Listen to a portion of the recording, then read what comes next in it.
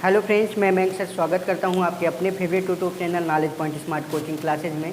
Friends, आज हम पढ़ने जा रहे हैं एक्टिव पैसिव का पार्ट 3। अगर पार्ट फर्स्ट यानी कि पार्ट 1 या पार्ट 2 अभी तक आपने नहीं देखा है तो लिंक डिस्क्रिप्शन में दी हुई है, आप जा कर के देख लीजिएगा।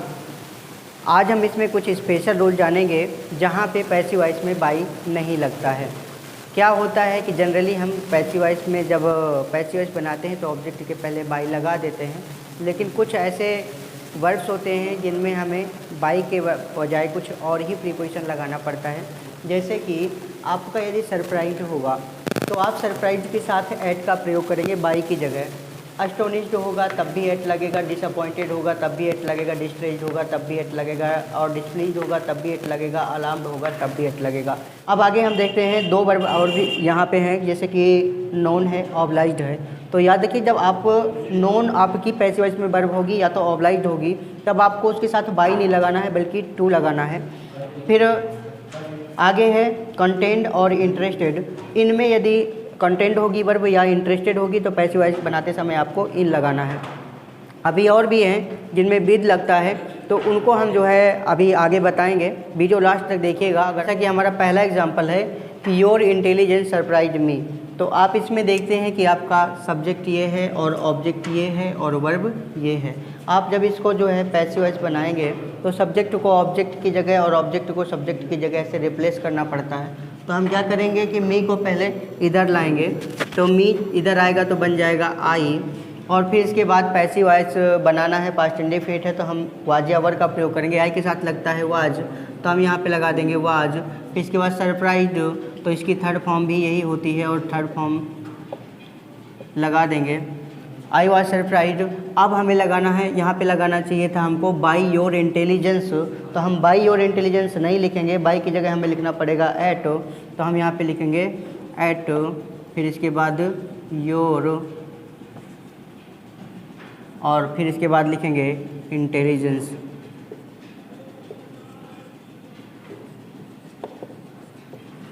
और इस प्रकार से हमारा पैसिव वॉइस बन गया।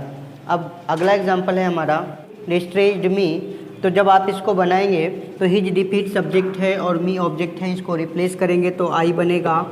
फिर इसके बाद टेंस देखना है, पास्ट इंडेफिनिट है तो पास्ट इंडेफिनिट में आपकी हेल्पिंग वर्ब लगेगी वाज, और फिर इसके बाद आपको डिस्ट्रेस्ड की थर्ड फॉर्म लगानी है जो कि यही होती है, तो आप लिखेंगे डिस्ट्रेस्ड, और फिर इसके बाद आप यहाँ पे लगाना था बाई हिज डिफीट, तो आपको बाई हिज डिफीट नहीं लिखना है क्योंकि हमारा रूल क्या कहता है, तो हमें लिखना है एट हिज और फिर इसके बाद डिफीट,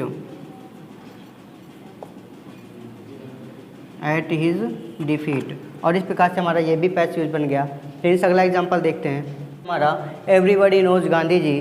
तो आप जब इसमें देखते हैं कि सब्जेक्ट ये है, ऑब्जेक्ट ये है, वर्ब ये है, तो हमें पहले क्या करना पड़ेगा, सब्जेक्ट को ऑब्जेक्ट से रिप्लेस करना पड़ेगा। तो गांधी जी को हम रखेंगे इधर, तो हो जाएगा गांधी जी, और फिर इसके बाद अब हमें लगाना है वर्ब। तो हम यहाँ पे देखते हैं कि प्रेजेंट इंडेफिनिट टेंस है तो हमें लगाना है इज एम आर में से कुछ, तो हम यहाँ पे लगाएंगे गांधी जी एक वचन है तो इसलिए हम यहाँ पे लगाएंगे इज। अब हमें नो को चेंज करना है, तो थर्ड फॉर्म में तो क्या बनती है नो की थर्ड फॉर्म KNOWN नोन। अब हमें यहाँ पे लिखना चाहिए था बाई एवरीबॉडी, लेकिन हम बाई एवरीबॉडी नहीं लिखेंगे। क्यों? क्योंकि हमारा रूल कहता है कि यदि नो या ऑब्लाइज हो तो हमें टू लगाना है, तो हम यहाँ पे लिखेंगे टू एवरीबॉडी। आगे आप लिख लीजिएगा, मैंने ब्लैंक कर दिया है। तो Gandhi ji is known to everybody. अब अगले सेंटेंस को यदि हम देखें तो he will oblige to me, तो आप जब इसको पैसिव वॉइस बनाएंगे तो इसको भी रिप्लेस करेंगे सब्जेक्ट ऑब्जेक्ट को, तो ये यहाँ पे आ जाएगा मी, तो आई बनेगा। फिर इसके बाद आई के साथ ये यहाँ पे आप देखेंगे कि विल या सेल लगी हुई है, तो पैसिव वॉइस बनाते समय आपको विल भी या सेल भी लगाना है, तो आई के साथ आप सेल भी लगा सकते हैं। तो यहाँ पे क्या होगा, आई शैल बी। ऑब्लाइज को आपको बदलना है थर्ड फॉर्म में, तो क्या होगी obliged, I shall be obliged to, और फिर इसके बाद ही को मी की जगह रखना है तो क्या होगा हिम। यहाँ पे फ्रेंड्स हमको लगाना चाहिए था बाई हिम, लेकिन हम लगाएंगे टू हिम। अगर हम इस सेंटेंस की बात करें तो this box contains many things. यहाँ पे ए है लिखा है, this box contains many things. अब इसमें हमारा सब्जेक्ट है दिस बॉक्स और मैनी थिंग्स ऑब्जेक्ट है। तो आप क्या करेंगे कि जब इसको पैसिव वॉइस बनाएंगे तो इसको रिप्लेस करना पड़ेगा। तो आपका मैनी थिंग्स इधर आ जाएगा, तो हो जाएगा मैनी थिंग्स। और फिर इसके बाद आपको लगानी होगी हेल्पिंग वर्ब। तो ये प्रेजेंट इंडेफिनिट है, आप जानते ही हैं। तो आप यहाँ पे लगाएंगे आर, क्योंकि बहुवचन का करता है। तो हो जाएगा मैनी थिंग्स आर। अब कंटेन को आप थर्ड फॉर्म में बदलेंगे तो क्या होगा, कंटेन्ड।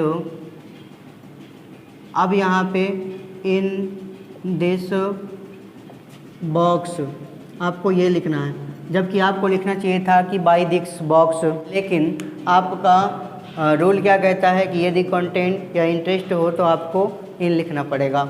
चलिए देखते हैं अगले एग्जांपल को। तो फ्रेंड्स अगला एग्जांपल है हमारा कि दिस बुक इंटरेस्ट मी। तो आपको यहाँ पे दिस बुक हो गया सब्जेक्ट और इंटरेस्ट हो गया वर्ब और मी हो गया ऑब्जेक्ट। आपको रिप्लेस करना है तो मी इधर आएगा तो हो जाएगा आई। और फिर इसके बाद आप क्या करेंगे कि आई के बाद आपको लगाना है हेल्पिंग वर्ब। तो हेल्पिंग वर्ब क्या होगी, इंटरेस्ट लिखा हुआ है तो प्रेजेंट इंडेफिनिट टेंस, तो इसमें इज एम आर में से कुछ लगेगा तो आई के साथ क्या लगेगा, एम। और फिर इसके बाद इंटरेस्ट की थर्ड फॉर्म क्या होती है, इंटरेस्टेड, आई एम इंटरेस्टेड। और फिर इसके बाद आपको लिखना है यहाँ पे इन दिस और बुक। आपको मालूम ही है कि हम यहाँ पे बाई लगाने वाले नहीं हैं। क्यों नहीं लगाएंगे बाई, क्योंकि हमारा रूल कहता है कि यदि हमारी वर्ब इंटरेस्ट हो या कंटेंट हो तो हमें बाई की जगह इन लगाना है। तो इसलिए हमने यहाँ पे लिखा इन दिस बुक। देखिए अगला हमारा एग्जांपल है कि माई बिहेवियर प्लीज्ड हिम। तो आपको क्या करना पड़ेगा, माई बिहेवियर और हिम, इसको जो है रिप्लेस करना पड़ेगा, सब्जेक्ट को ऑब्जेक्ट और ऑब्जेक्ट को सब्जेक्ट बनाना पड़ेगा। तो आप यही करेंगे, हिम इधर आ जाएगा तो ही बन जाएगा। और फिर इसके बाद यहाँ पे आपको देखना है कि प्लीज्ड जो है वर्ब लगी हुई है, यानी कि वर्ब की सेकंड फॉर्म है। तो पास्ट इंडेफिनिट और पास्ट इंडेफिनिट में वाज या वर लगता है तो ही के साथ लगेगा वाज, तो ही वाज। और फिर इसके बाद प्लीज्ड की थर्ड फॉर्म लिखना है तो प्लीज़ की थर्ड फॉर्म प्लीज ही होती है। और फिर इसके बाद हमें माई बिहेवियर लिखना है, लेकिन उसके पहले प्रीपोजिशन भी लगाना है। यहाँ पे आपको बाई नहीं लिखना है, विद माई बिहेवियर लिखना है। रीज़न क्या है, रीज़न ये है फ्रेंड्स कि ये हमने लिख दिया विद माई बिहेवियर। रीज़न ये है कि हमारा रूल कहता है कि यदि प्लीज्ड हो, सेटिस्फाइड हो और डिसगस्टेड हो, चार्म्ड हो, साउंड हो, लाइन्ड हो, तो इन सब वर्ब्स के साथ हम जो बाई के स्थान पे प्रीपोजिशन यूज करते हैं वो विद होता है। यानी कि हमको विद का यूज करना है, बाई का नहीं करना है। तो फ्रेंड्स अगला एग्जांपल है हमारा कि your work satisfied the officers. तो आप द ऑफिसर्स इधर लिखेंगे और फिर इसके बाद आपको लिखना पड़ेगा कोई ना कोई जो है हेल्पिंग वर्ब और पास्ट इंडेफिनिट है तो आपको हेल्पिंग वर्ब लगाना है वाज या वर।